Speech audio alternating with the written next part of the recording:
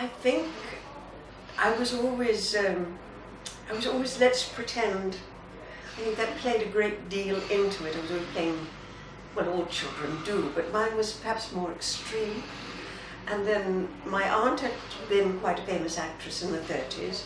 My mother loved theatre and was always, she would read me, I didn't know what it meant, but she would read me from Shakespeare, Midsummer Night's Dream, and I loved the sound of the words.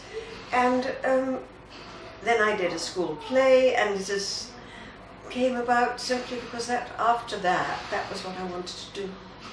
And I pursued it. Chaplin and Limelight. I was a young actress in the West End, doing well. You know, I was just a young actress. And he was looking, Charlie Chaplin was looking for a young girl, preferably English, I think, certainly short, because tall was not his great thing, who could dance a little, all those things I was and could do.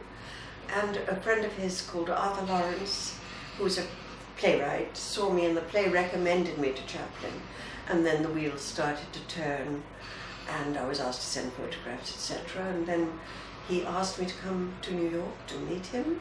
We did film test, and eventually I got this wonderful, miraculous role opposite Chaplin.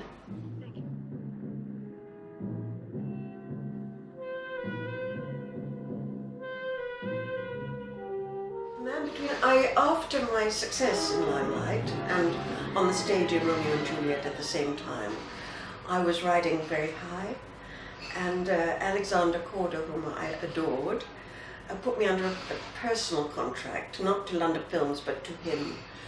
And he cast me in the film. Simple as that, I think.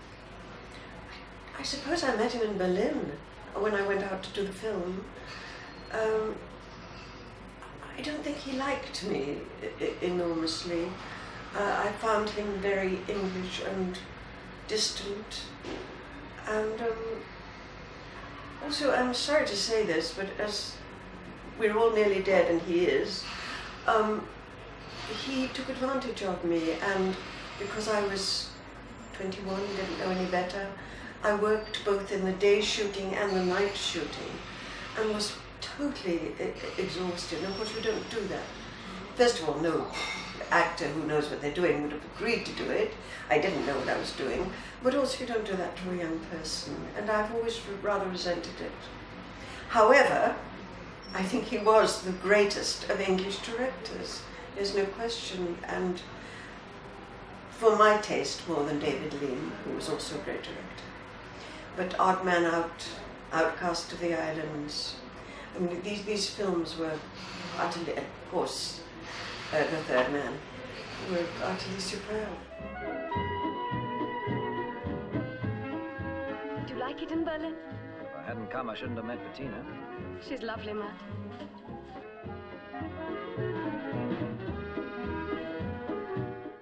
I wasn't attracted to it, I was put into it. I don't think I would have chosen it. I didn't want to play these young English virgins, which I was and which I was suited to. I wanted to play something, I don't know, something else, which I didn't get at that time. I did later when I went to America and my life changed. Nothing attracted me to it. I was put into it. And of course I was terribly excited at the idea of going to Berlin, working with Carol Reed, and of course with the great James Mason. I don't think in awe is the word. Of course I admired him enormously. And yes, Odd Man Out would have made anybody in awe of him. But the minute you met him, he was not like that at all. Not like that, not someone to be in awe of. He was incredibly gentle and patient and kind with me. It was only my second film. Well, I had made a film between that and Limelight, but really it was so minor it didn't count. And I was very naive, sure.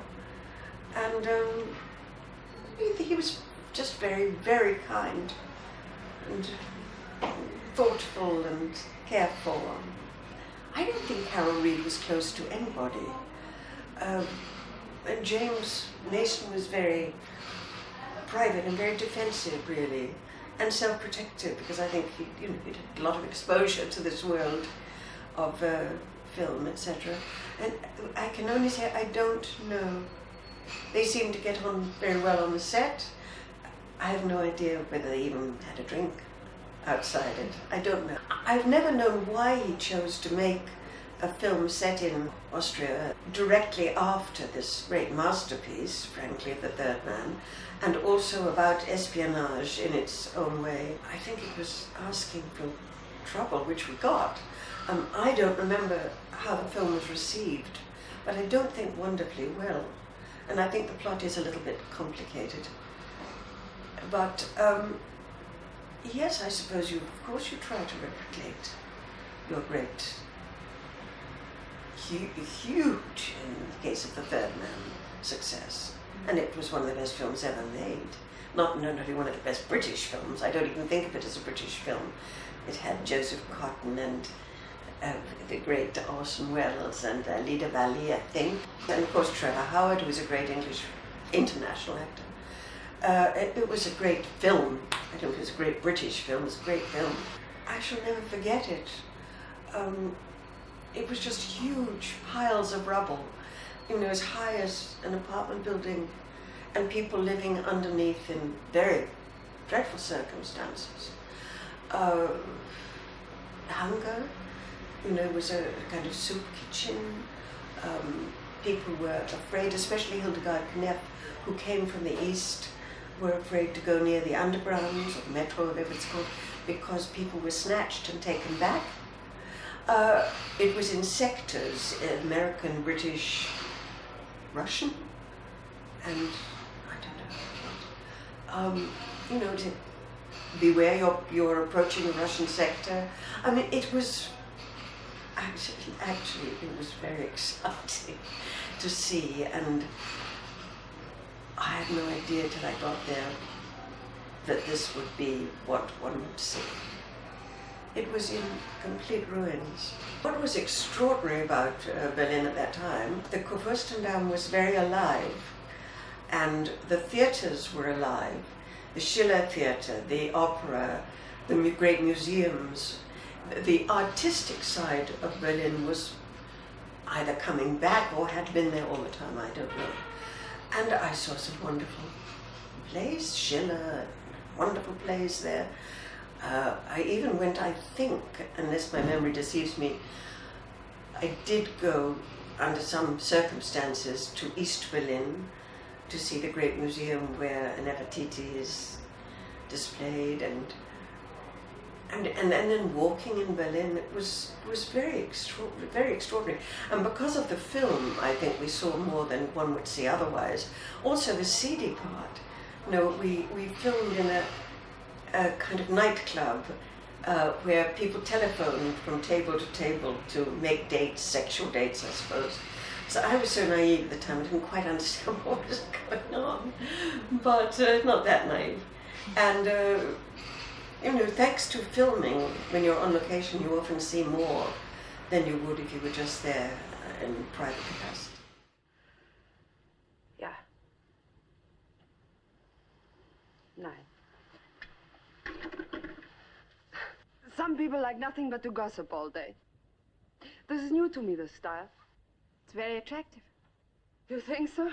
I'm still not sure. I shall leave it to Martin. So far, it's been a week and he hasn't even noticed it. But where is he?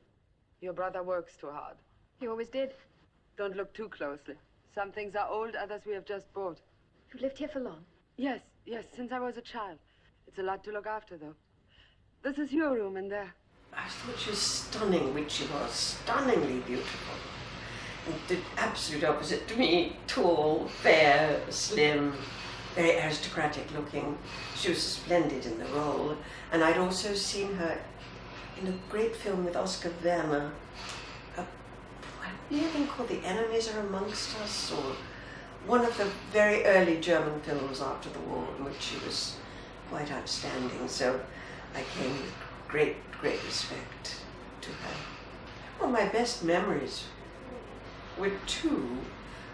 One, I loved the scene that I did with Mason where she pretends to be a prostitute and smoking a cigarette. I was 21, I thought this was just high living, I loved that. And it was a good scene. And of course my friendship with him was very special to me. Otherwise the part didn't carry, as I say, a great weight for me. It was a very nice part. I went on to do very different kind of things, but it was suitable to me at the time. And I was very grateful to be in a film, as I say, directed by a great director with a great actor.